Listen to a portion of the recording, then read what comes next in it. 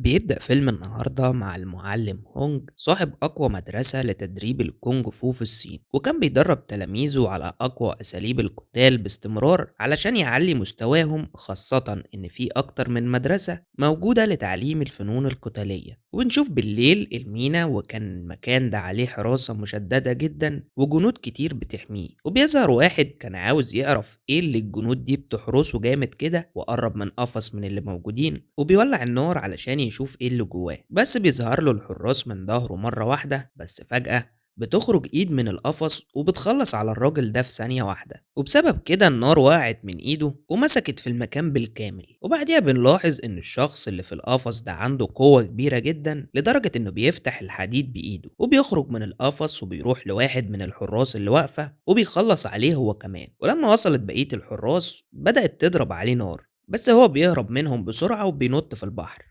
أما لو اللي كانت مسؤولة عن المساجين دي كانت واقفة ومش عارفة تعمل ايه في المصيبة اللي هي فيها، فأمرت الجنود إنها تسيب كل حاجة تتدمر ومحدش يجيب سيرة عن اللي حصل ده خالص. تاني يوم بنشوف واحد اسمه سبعة بيحط أكل للحصان، وبيتفاجئ بالشخص الغريب ده. طبعا بيتخض جدا من شكله، وكان الشخص ده عاوز يخلص عليه، بس بيوصل المعلم هونج في الوقت المناسب وبيهجم على الشخص ده بالحبل اللي معاه، وفضل يضرب فيه كتير لحد ما قدر في النهاية انه يربطه بالحبل اللي معاه، وضربه ضربة قوية جدا أفقدته الوعي. بس راح يطمن عليه وأمر سبعة إنه يوديه غرفة الاستشارة بسرعة. في نفس الوقت بنشوف لو وهي مع القائد بتاعها، وده بعد ما عرف باللي حصل امبارح، وإن في واحد من النماذج اللي شغالين عليها هرب، وبيهددها إنها لو ما قدرتش ترجعه للمختبر تاني هيقتل أمها. وبنعرف إن دي عصابة متخصصة في التجارب الغير قانونية على البشر، وكان في ناس كتير وأطباء غير قانونيين وكانوا بيخطفوا الناس الفقيرة والمريضة وبيعملوا عليهم التجارب بتاعتهم دي علشان يحولوهم لوحوش قاتلة تشتغل لحسابهم. في نفس الوقت كان المعلم هونج بيحاول يشوف الشخص ده ماله بالظبط، وبيكشف عليه وبيلاحظ إن جسمه فيه جرعة كبيرة من السموم، وفي الغالب ده اللي عامل فيه كده، بس ما كانش عارف ايه نوع السم ده بالظبط ولا مين اللي عطاهوله. وبيفكروا سبعة بالميعاد اللي عنده، فبيسيبوا الشخص ده وبيمشوا بسرعة من المكان.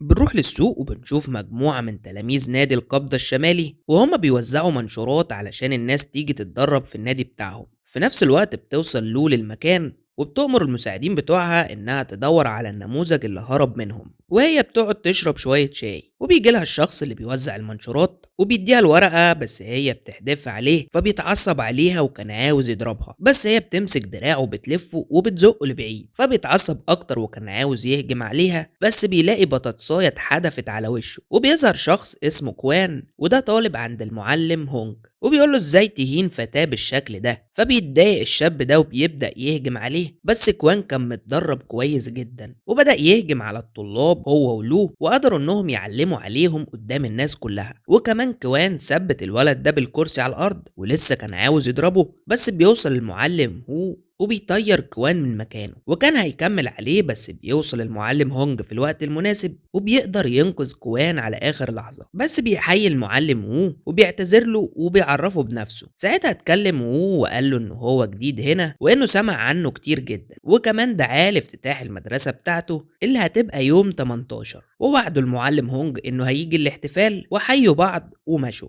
بس لو ساعتها كانت سرقت الحصان بتاع المعلم هونج والسلسلة بتاعتها وقعت منها وهي بتجري من غير ما تاخد بالها، فقرر سبعة انه يحل مكان الحصان ويوصل المعلم هونج بسرعة علشان اتأخروا على السيدة سيرتي. بياخد المعلم هونج وبيمشوا، وكوان لقى السلسلة بتاعت لو وقرر يحتفظ بيها لحد ما يرجعها لها. ولما هونج بيوصل للمكان بيشوف المكان اللي محروق، وسبعة بيعرفوا ان الشبح اللي جالهم ده كان جسمه مليان حروق. فعرف هونج ان الشبح ده كان هنا، بس امر سبعة انه ما يتكلمش في الموضوع ده نهائي. وبعد كده بيقابل سيرتي اللي كانت بتعالج واحد فقير وبياخدها معاه وبيروحوا على البيت. وسبعة الله يديه الصحة كان هو اللي بيشد العربية مكان الحصان، وكان معاه هونج وسيرتي والشنط بتاعتها، بس مش بيطول وبيطلب من هونج انه يروح يشوف حصان علشان هو خلاص مش قادر. ساعتها بيشوف هونج ان في مستشفى اجنبية جديدة بتفتح في المكان، ولما بينزلوا يشوفوا المستشفى بيلاقوا مدير المستشفى الدكتور فلاد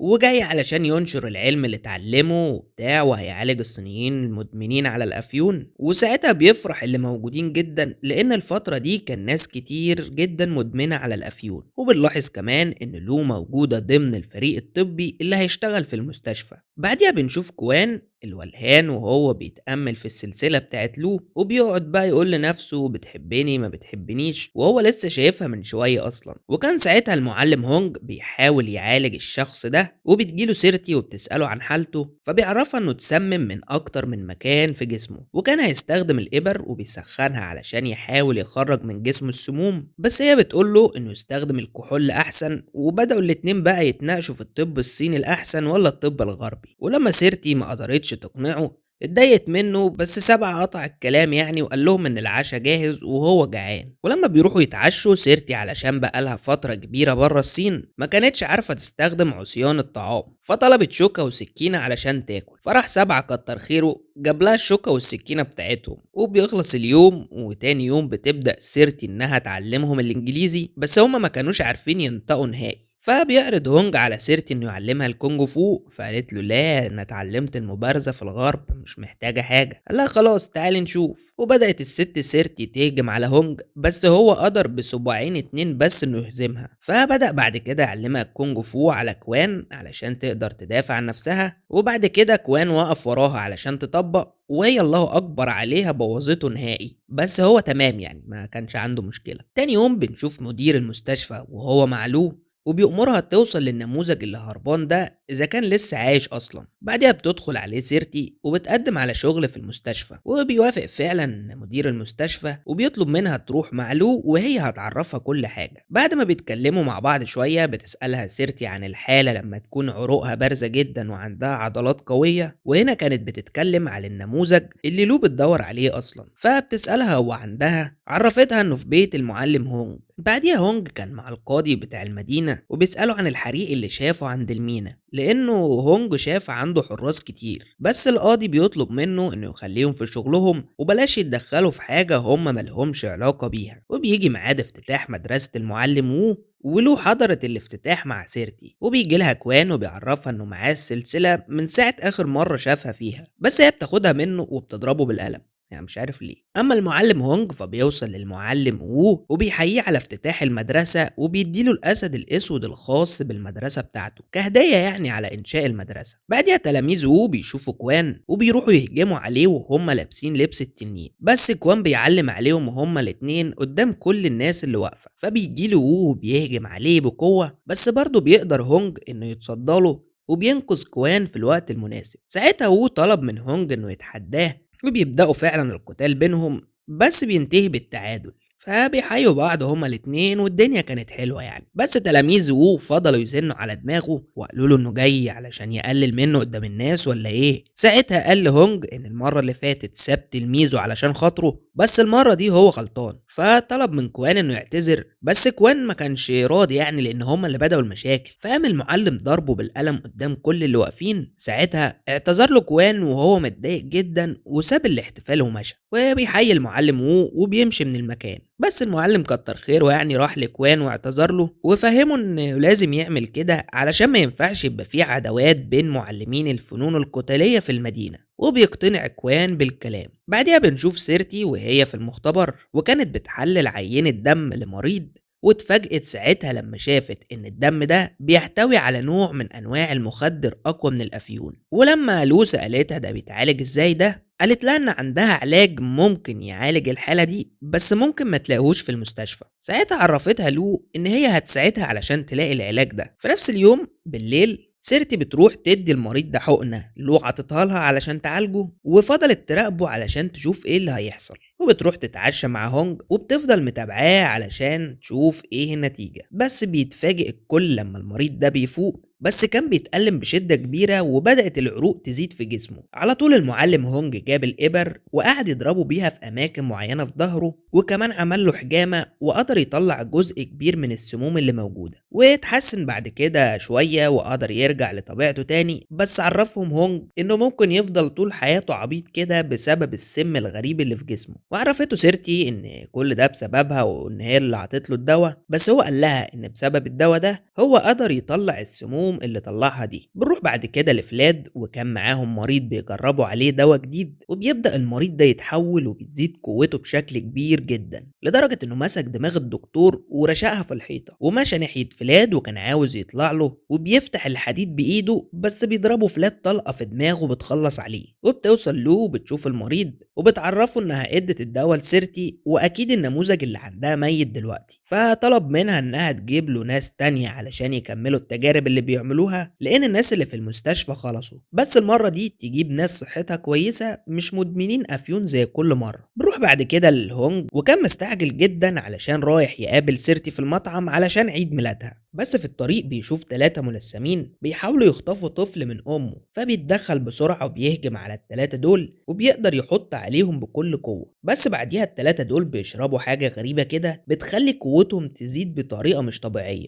وبيبدأوا يهجموا على المعلم هونج مرة تانية، بس هو كان محترف في الفنون القتالية ومحدش منهم بيقدر يعمل معاه حاجة، وبيقدر المعلم هونج انه يعلم عليهم مرة تانية، فبياخد واحد منهم الطفل وبيحدفوا على المعلم هونج وبيختفي ال3 ملثمين دول فجأة. بعديها كوان بيوصل المكان وبيتفاجئ بأم الطفل ده وهي فاقدة الوعي في الصندوق، وبياخد معاه الإزازة اللي شربوا منها وبيطلب من كوان انه ينقذ الست دي وابنها وهو بيمشي بسرعة من المكان، وبيروح بعد كده للقاضي وبيعرفه كل اللي حصل وان الأجانب دول أكيد وراهم حاجة ولازم يتحرى في الموضوع، بس بيتفاجئ بمدير المستشفى وكان قاعد مع القاضي، وساعتها بيطلب منه القاضي انه ما ينفعش يعمل حاجة وهو معهوش دليل، فبيعرفه هونج انه هيلاقي الدليل في اقرب وقت وهيجيبهوله وبيسيبه وبيمشي، والقاضي بيرجع يكمل قعدته مع مدير المستشفى اللي طلب منه يخلص اجراءات نقل البضائع في البحر عن طريق الصين والدول الاجنبيه، وبيدي للقاضي فلوس كتيره جدا على اساس انه يعني بيتبرع للبلد.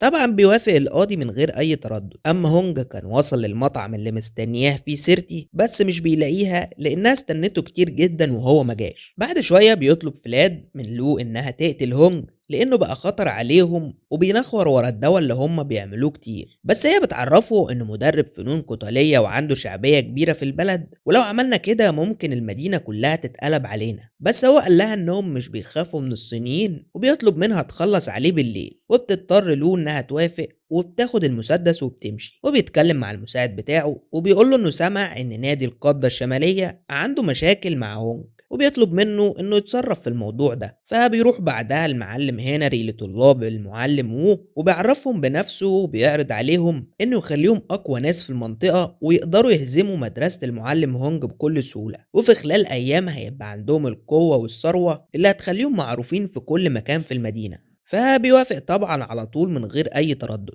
ولما بيجي الليل بيروح هونج لسيرتي علشان يعتذر لها انه ما راحش يعني الصبح، بس هي مش بتقبل الاعتذار، فبيروح يجيب لها ورد بس هي برضه بترفض تصالحه وبتسيبه وبتمشي. في نفس الوقت كان المريض اللي عنده عمال يعمل صوت عالي، فبيأمر تلاميذه انهم يروحوا ورا سيرتي وهو هيدخل يشوف فيه ايه، واثناء ما تلاميذ هونج بيدوروا عليها بيتفاجئوا ب4 مقنعين ظهروا فجأة وبيبدأوا يهجموا عليهم، بس تلاميذ هونج كانوا متدربين كويس جدا وقدروا يحطوا عليهم بسهولة. ساعتها بوشان بيشيل القناع اللي على وشه وبيشرب نفس المشروب الغريب ده وبيبدأ يتحول ويظهر عليه أعراض القوة وبيبدأ يهجم عليهم كلهم، وكان باين عليه إنه قوي جدا، بس بيقدر 7 إنه يهجم عليه شوية حلوين وبيفضلوا يقاتلوا بعض لحد ما بيتمكن منه هو وكوان، وبيجي أخوهم التالت ويضربه ضربة قوية بدماغه بتطيره لبعيد جدا. ساعتها أخد بعضه ومشى زي كل مرة. بعدها تلاميذ هونج بتوصل لسيرتي، اما بوشان بيروح للمعلم بتاعه وبيعرفه انه تلاميذ هونج ضربوهم وهم ما عملوش ليهم اي حاجه، وقال له ان هونج بيحتقره وشايفه مدرب مش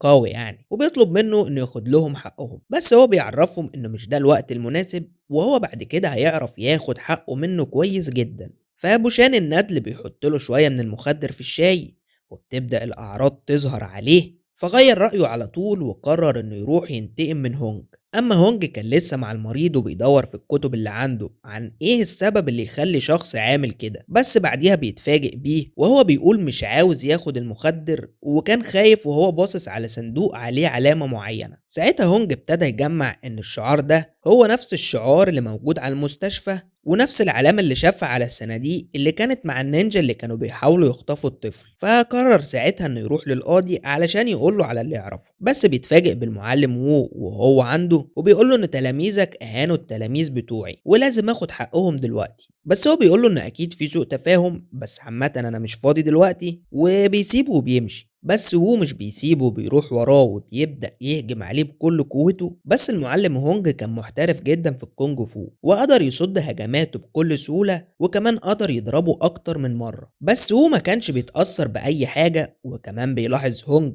إن هو عينه بتحمر وعروقه بتظهر جامد، فبيعرف انه اخد المشروب هو كمان. وبدأ وو يهجم على هونج مرة تانية لحد ما قدر يضربه ضربة قوية جدا في قلبه بتطيره لمسافة بعيدة. ساعتها فرح وو وقال له ان انتصر عليه وانه المدرب رقم واحد في المدينة، وقال له ان كل الناس لازم تعرف مين هو الاقوى، وبيسيبه وبيمشي. بس بعديها بتوصل لو للمكان وبتصوب المسدس على هونج علشان تقتله، بس بتتفاجئ بالمريض اللي بتدور عليه قدامها وبتلاحظ ان بقت صحته كويسة. بس بيتضرب المريض ده بالنار وبيطلع هنري هو اللي ضربه وامرها انها تقتل هونج. بس لو ساعتها كانت مترددة، فقال لها ان المهمة دي ما كانتش ليكي، بس هي بتضربه بالنار علشان تثبت له انها قد المهمة. بس كتر خيرها ضربته في مكان جنب قلبه علشان ما يموتش. وبيوصل ساعتها تلاميذ هونج وبيكونوا مش مصدقين ان المعلم بتاعهم حصل فيه كده، وبيدخلوه جوه بسرعة. وبتبدأ سيرتي تحضر حاجتها علشان لازم تعمل له عملية حالا. أما المعلم وو فبيتفاجئ لما بيلاقي عروق شكلها غريب بتظهر في جسمه. فبوشان قدم له الشاي مرة تانية وحالته اتحسنت في نفس اللحظة. فبيعرف إن بوشان حط له حاجة في الشاي بيضغط عليه لحد ما بيعترف بوشان بكل حاجة. ساعتها اتضايق منه جدا وكان هيقوم يخلص عليه،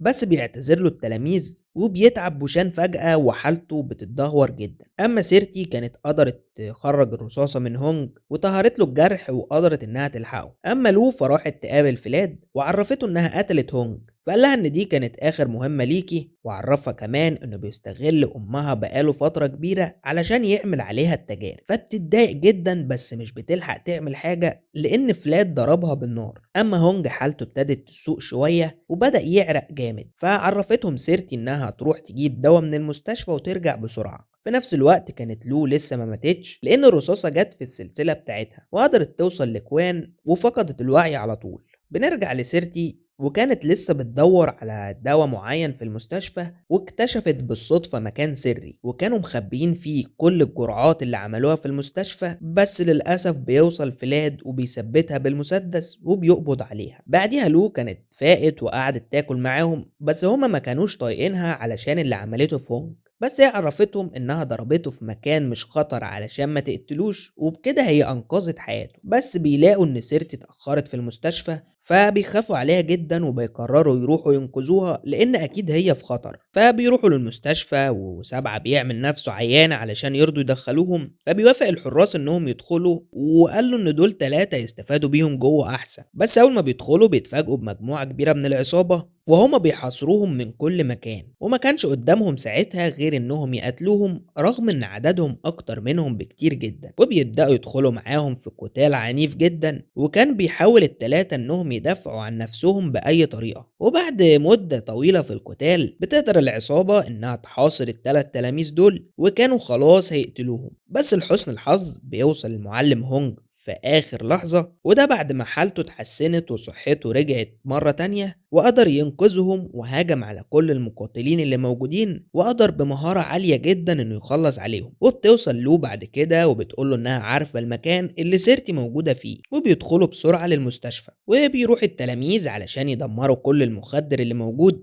وكانوا بيخلصوا على اي حد يجي في طريقهم. والمعلم هونج بينزل علشان يدور على سيرتي، بس بيتفاجئ ان في ناس كتيرة جدا محبوسة، وكمان بيلاقي سيرتي وهي متكتفة. فبيروح بسرعة علشان ينقذهم، بس بيتفاجئ بخشبة كبيرة بتطير عليه، وبيبقى اللي رماها ده المعلم وو، بس كان اخد كمية كبيرة جدا من المخدر وكان زي الوحش حرفيا. وبيبدأ يهجم على هونج وبتدور بينهم معركة قوية جدا. بس هونج كان الجرح مأثر على قوته برضه، اما وو فما كانش بيأثر فيه اي حاجة. والمجموعة التانية وصلوا للمخزن وكانوا هيدمروا كل حاجة، بس بيوصل لهم بوشان والمرة دي بياخد المخدر بس في حقنة وبيبدأ يتحول وبدأ يهجم عليهم بكل قوته، وهم ما كانوش قادرين عليه نهائي، بس بيقدروا يتمكنوا منه بعد شوية وبيضربوه، فبيتعصب بوشان أكتر وبيجيله هنري وبيبدأ يزعقله علشان يقتلهم. ساعتها بوشان ضربه ضربة خلت رقبته تلف 360 وخلص عليه وحقن نفسه حقنة تانية وبدأ يهجم عليهم مرة تانية، بس التلاميذ بتتحد مع بعض وبيقدروا يتمكنوا منه. ساعتها قرر بوشان انه ياخد حقنة كمان، بس المرة دي كانت الجرعة كبيرة جدا وكانت الإبرة دي السبب في موته، وبيقدر التلاميذ انهم يدمروا كل المخدر اللي موجود في المكان. اما هونج كان قدر يتمكن من وو وكان بيحاول يقنعه انه يفوق وما يخونش بلده مع الاجانب، وحاول يعرفه انه مضحوك عليه، بس هو مش بيتأثر بالكلام وبيكمل الهجوم عليه لحد ما هونج بيجيب سلسلة وبيفضل يضرب بيها وو ضربات قوية جدا، بس للأسف وو ما كانش بيأثر فيه أي حاجة. ساعتها مسك السلسلة وقدر إنه يتمكن من هونج وحدفه لبعيد وكان بيحاول يقتله، بس بيشوف هونج طفلة وهي بتطلب منه إنه يقوم وينقذهم، فبيتعصب هونج جدا وبيقوم يهجم مرة تانية عليه لحد ما بيقدر انه يخلص عليه، بس بيوصل فلاد للمكان وكان اخد سيرتي كرهينة وضرب كمان على هونج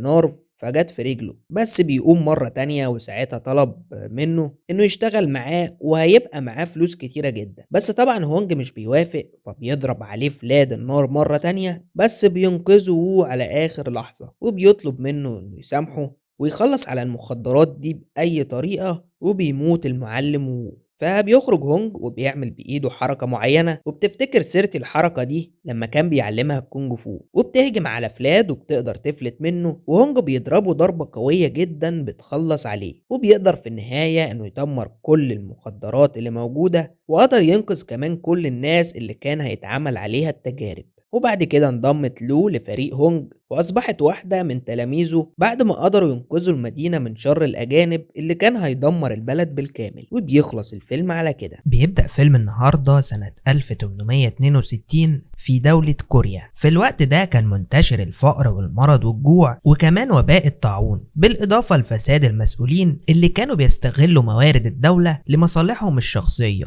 ساعتها الفلاحين اللي كانوا يجرؤوا يعملوا ثورات كانت الحكام بتمسكهم وتعدمهم بتهمة كسر القانون، واللي قدر يهرب منهم وعاش راحوا للغابة وبقت حياتهم كلها عبارة عن ذل ومهانة، والناس بتسرق علشان تعرف تاكل. في نفس الوقت ده كان عيد ميلاد الحاكم اللورد جو وان، وكان عامل احتفال ضخم جدا، وكل حكام وامراء المدن الصغيرة كانوا جايبين له اغلى واسمن الهدايا، وكمان اللي كان بيحتاج اي خدمة منه كان بيستغل عيد ميلاده علشان يجيب له هدية قيمة ويطلب منه اللي هو عاوزه. واثناء الاحتفال وهو شغال بتوصل مجموعة من الناس اسمها عشيرة تشوسل من جبل جيري، ودول كان معروف عنهم انهم بيقفوا مع الضعيف وبيكرهوا الحكام والاغنياء اللي سارقين فلوس الشعب. وبيخرج لهم مساعد الحاكم وبيطلب منهم يمشوا، بس هما كان معاهم جثة واحد ميت وكأنهم يعني رايحين يدفنوه، وعرفوه ان الراجل الميت ده شم ريحة اللحمة، فلو ممكن يعني تدينا بواقي الاكل اللي عندكم. فالتاني قال له انت هتهزر ازاي يعني واحد ميت يشم ريحة الاكل؟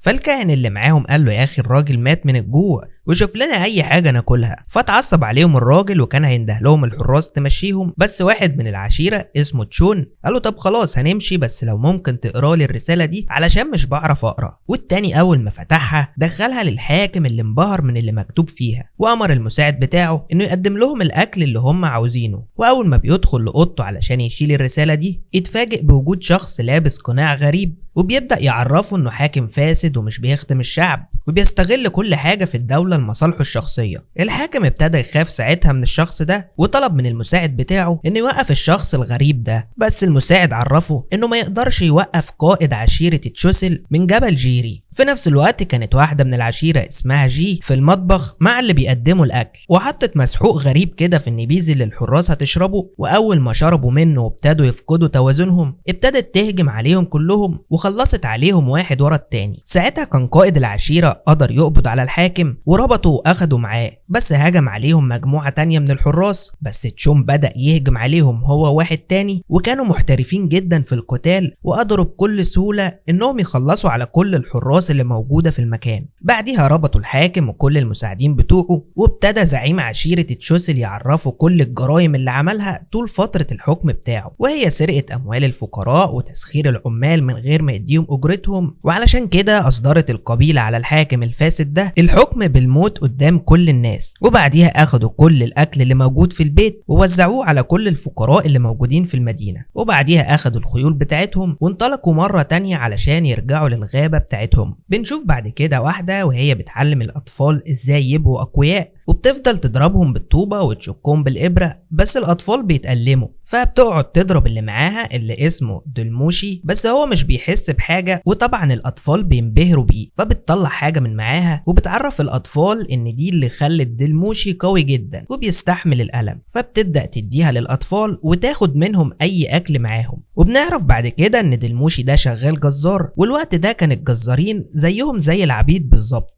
وبيخلص دلموشي تقطيع اللحمة وبيوديها لبيت الحاكم علشان ابنه مات، والناس كانت متجمعة عنده في البيت علشان تواسيه. وبنشوف شخص اسمه جو يون، بس لازم نعرف قصته الأول. جو يون ده كان يعتبر من أقوى المحاربين في الوقت ده، وترقى لرتبة نقيب في الجيش وهو عنده 21 سنة، لأنه كان محارب أسطوري وبيتقن استخدام جميع الأسلحة العسكرية، والكل كان بيعمل له ألف حساب. جيون اتولد في بيت من بيوت الليل، واول ما كمل 8 سنين اتبناه اللورد جو وان واشتراه من امه مقابل فلوس كتير، وده علشان مراته ما كانتش بتخلف غير البنات، فهو كان عاوز ولد علشان يورث الحكم من بعده. وجو وان ده كان حاكم فاسد جدا، وابتدى يعلم ابنه بالتبني كل حاجة علشان يورث الحكم من بعده، وكمان علشان تستمر سلالة العيلة برضه. بس مراته ما كانتش بتحب الولد ده نهائي، وكانت دايما تهدد اللورد انها تفضحه في كل مكان، ومع ذلك فضلت تحاول انها تخلف الولد لحد ما قدرت فعلا وهي عندها 40 سنة. بس ساعتها ابتدى اللورد يهتم بابنه اللي من صلبه، وبدأ يهمل جو يون خالص، وكمان بدأ يعامله بطريقة مش كويسة، وده أثر على نفسية الولد وأصبح شخص عدواني جدا، لحد ما في مرة قرر انه يخلص على الولد الصغير، واستغل الفرصة والولد لوحده ودخل علشان يخلص عليه. بس امه دخلت عليه وفضلت تضرب فيه، وكمان اللورد قتل امه بعدها وحبسه في الحظيرة مع الحيوانات. والعزلة والضلمة ساعتها كانت اكبر عقاب قاسي بالنسبة له، ومن وهو عنده 11 سنة ساب البيت وعاش لوحده بعيد عن اللورد وحكمه. بس بعد فترة بنعرف ان ابن اللورد ده كان في المدينة اللي قبيلة تشوسل قتلوا الحكام الفاسدين اللي فيها، وكمان اول ما امه شافته ماتت هي كمان من الزعل على ابنها الوحيد. وبكده ما بقاش فاضل في العيلة غير اللورد وابنه المتبني جو يون، اللي اول ما عرف بخبر موت اخوه قرر انه يرجع مرة تانية علشان يقف جنب ابوه، وطلب منه كمان انه يبقى قوي ويرجع يقود المملكة زي الاول، وكمان هو مش هيسيبه لوحده. وبعديها بنشوف دلموشي وهو بيوصل اللحمة لبيت اللورد، ومساعد جو يون اداله اجرته اللي كانت قليلة جدا، فدلموشي ما كانش عاجبه الاجرة، بس المساعد اتكلم معاه وعرفه انه اكل العيش مش سهل، بس ممكن يعمل حاجة ياخد منها فلوس كتير جدا. فبيوافق دلموشي من غير تردد، فبياخدوا المساعد لجو يون اللي بيعرفوا انه في واحدة هربت من عندهم واستخبت في معبد للرهبان في شمال المدينة، ولوثت اسم العيلة وامروا انه يتخلص منها. وبنعرف ان دي كانت مرات ابن اللورد اللي لسه ميت وكانت حامل، وطبعا اول ما تولد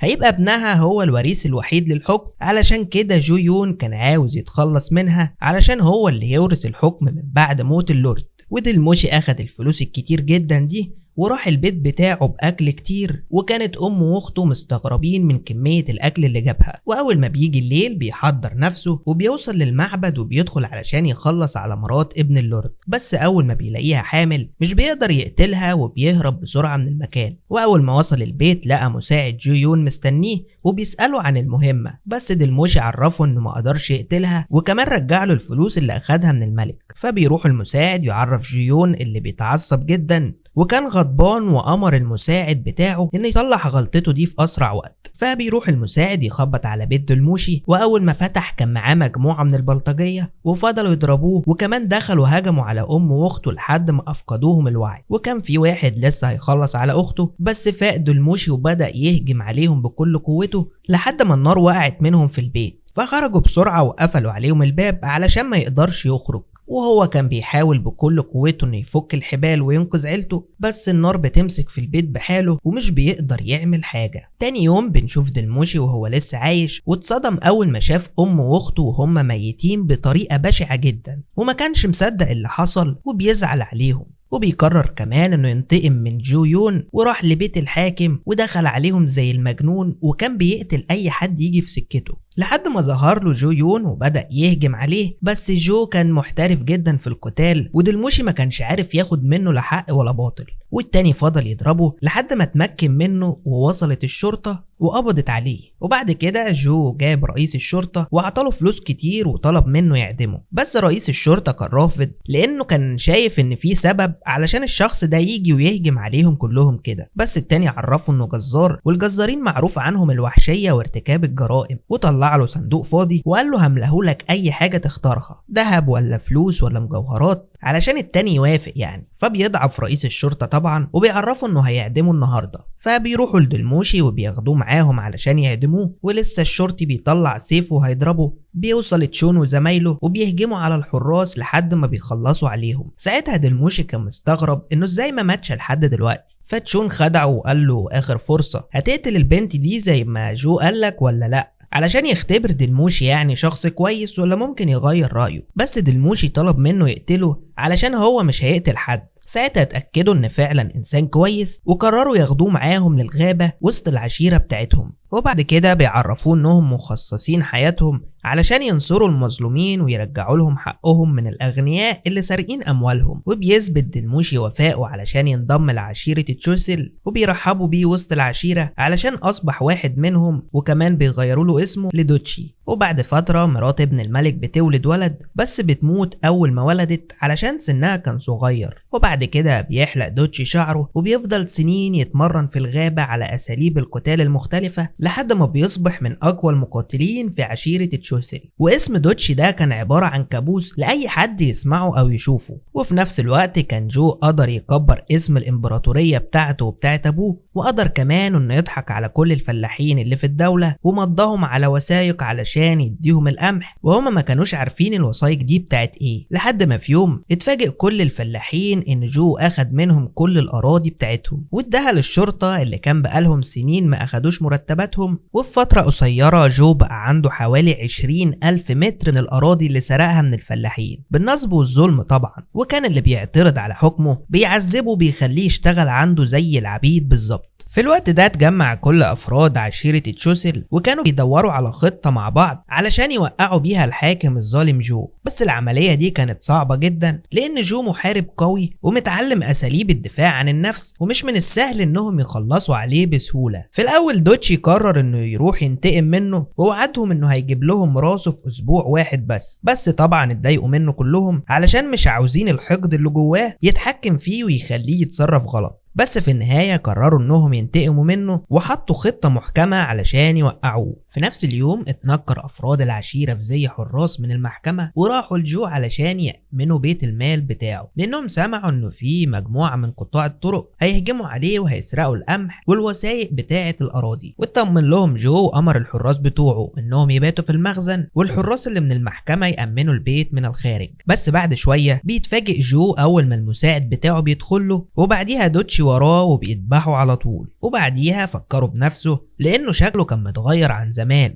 وكمان عرفوا ان مرات اخوه جابت ولد وهيجي يوم وهياخد منه كل حاجة. طبعا جو غضب جدا من اللي سمعه، ووعد دوتشي انه مش هيخرجوا من هنا حي ابدا. وبدأوا الاتنين يهجموا على بعض بكل قوتهم، بس جو كان قائد اسطوري ومش من السهل القضاء عليه، وقدر يهجم على دوتشي بكل قوته لما كان خلاص هيتمكن منه. ودوتشي حدف عليه خلية نحل وطلع ركب الحصان وهرب بسرعة. وطبعا دي كانت خطة منهم علشان يبعدوا جو عن بيته. وفي نفس الوقت كانت عشيرة تشوسل قدروا يخلصوا على حراس الملك اللي في مخزن الطعام، وطلعوا امروا كل الفقراء اللي في المدينة انهم يروحوا لبيت الحاكم علشان ياخدوا الاكل بتاعهم. وفي نفس الوقت كان جو لسه بيجري ورا دوتشي لحد ما بيتوه منه وبيتفاجئ بزعيم قبيلة تشوسل قدامه. بس جو كان فاكره من الحراس اللي من المحكمة وسأله لو شاف حد أصلع بيجري من هنا، بس هو عرفه إنه واقف من الصبح ومفيش أي حد عدى. بس جو لاحظ إن الحصان اللي وراه بيتنفس بسرعة، فعرف إنه بيضحك عليه وطلع السيف بتاعه وحطه على رقبته لأنه بيكذب عليه. ساعتها كان في مجموعة من أفراد العشيرة واقفة بالسهام فوق الجبل ومستنيين يهجموا على جو، بس أول ما ضربوا عليه بالسهام بنشوف جو وهو بيتصدى كل السهام اللي اتضربت عليه، رغم إنهم كانوا كتير جدا والدنيا كمان كانت ليل. وكمان بدأ يهجم على كل المقاتلين وما كانش ولا واحد منهم قادر يعمل له اي حاجه. وبيحدف كمان سكينه على دوتشي بس بتيجي في البت اللي كانت معاه وبينقذها على اخر لحظه قبل ما تقع. ودوتشي بيبدا يهجم عليه مره تانية بس للاسف برضه مش بيقدر يعمل معاه حاجه، وجو بيقدر انه يجرحه جرح قوي جدا بيفقده قوته. فبتاخده جي على الحصان بتاعها وبتهرب من المكان بسرعه. وفي نفس الوقت الراهب ومجموعه من العشيره قدروا يخلصوا على كل الحراس اللي في بيت الملك، وساب واحد من الحكام اللي تبع جو وخلاه يرجع كل الأراضي للفلاحين اللي جو سرقها منهم. أما زعيم القبيلة بيدخل مع جو في معركة تانية وهجم عليه بكل قوته، بس للأسف جو اتمكن منه وقدر انه يطعنه بالسيف بتاعه. وساعتها عرفه انه لو مات مقابل ان العشيرة تسرق كل الأكل والوسائل اللي عنده فده مش مشكلة. ساعتها اتعصب جو جدا لأنه اتضحك عليه وعشيرة تشوسل قدروا يغفلوه ويسرقوه. وفي نفس الوقت كانت جي وصلت لمكان العشيرة بتاعتهم ومعاها دوتشي وعرفتهم ان كل الناس اللي كانوا معاها ماتوا، حتى الزعيم بتاعها ما تعرفش هو عايش ولا مات.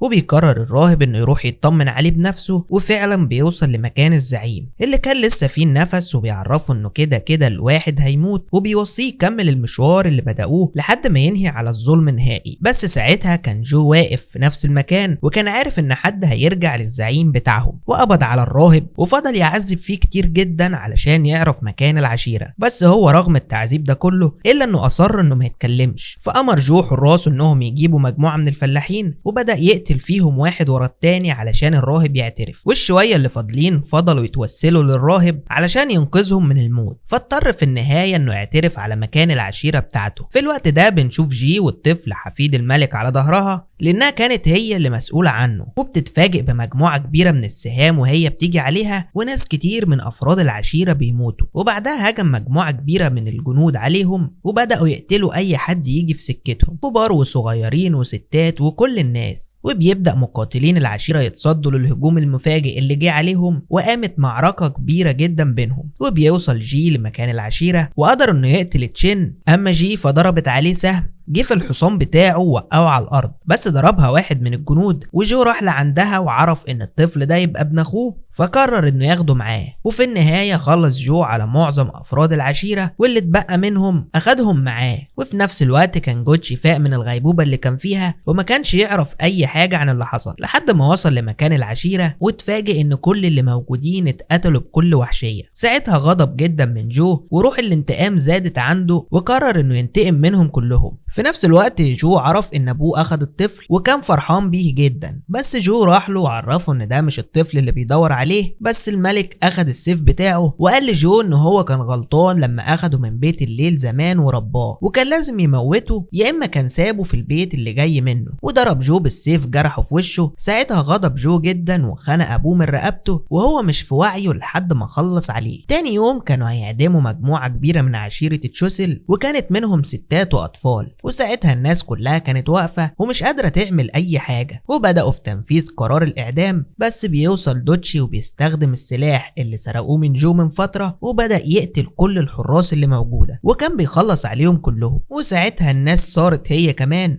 وبدأت تهجم على كل الحراس اللي موجودة، وقامت معركة قوية جدا بين كل اللي موجودين. وبعد شوية لما بيفضى السلاح اللي مع دوتشي بيطلع السكاكين بتاعته وبيبدأ يهجم على باقي الجنود اللي موجودة لحد ما خلصوا على كل اللي موجودين وانتقموا منهم أشد انتقام. وبعد كده أخد كل سكان المدينة وراحوا كلهم عند بيت جو اللي كان لسه قاعد في الأوضة اللي قتل فيها أبوه، وسمع صوت بره. وأول ما خرج اتفاجئ بدوتشي وكل سكان المدينة. ساعتها قال لهم أنا مش هبقى كريم معاكم أكتر من كده وامشوا بدل ما موتكم كلكم. ساعتها دوتشي قال له إن تكبره ده هو السبب اللي هيخليه يموت، وكمان انت الناس كلها بتكرهك إيرات وانا بكرهك 24. وبدأ الاتنين يهجموا هجموا على بعض بكل قوة، والولد كان على ايد جو، وقدر دوتشي انه يتصدى لكل هجماته، وبعدها طلع يجري منه لحد ما وصل للغابة، المكان اللي كان دوتشي بيتمرن فيه، وصعب على جو انه يتحرك جواها، وهجموا على بعض مرة تانية، وقدر جو انه يجرح دوتشي، بس ساعتها الولد اللي على ايده عيط، واول ما بصله دوتشي قدر يجرحه بالسلاح بتاعه في رقبته وافقده قوته نهائي. وعلى الرغم من كده لان جو كان بيقاوم وكان عاوز يهجم عليه تاني، بس بيضربه واحد من سكان المدينة بالسلاح في ظهره لحد ما بيخلص عليه، وبيقع منه الولد على الارض، وبياخدوا دوتشي معاه وبيرجع مرة تانية لسكان عشيرته، وبيركبوا الخيول بتاعتهم وبينطلقوا مرة تانية علشان يرجعوا لمكان عشيرتهم في الغابة بعد ما قدروا يرجعوا حق كل اللي ماتوا من جو. وبيخلص الفيلم على كده. يا رب يكون الملخص عجبكم، ولو وصلت لنهاية الملخص اكتب لنا في الكومنتات في البيكو يا رايق، وما تنسوش تعملوا لايك للفيديو وتشتركوا في القناة لو اول مرة تشوفونا علشان يوصل لكم كل جديد.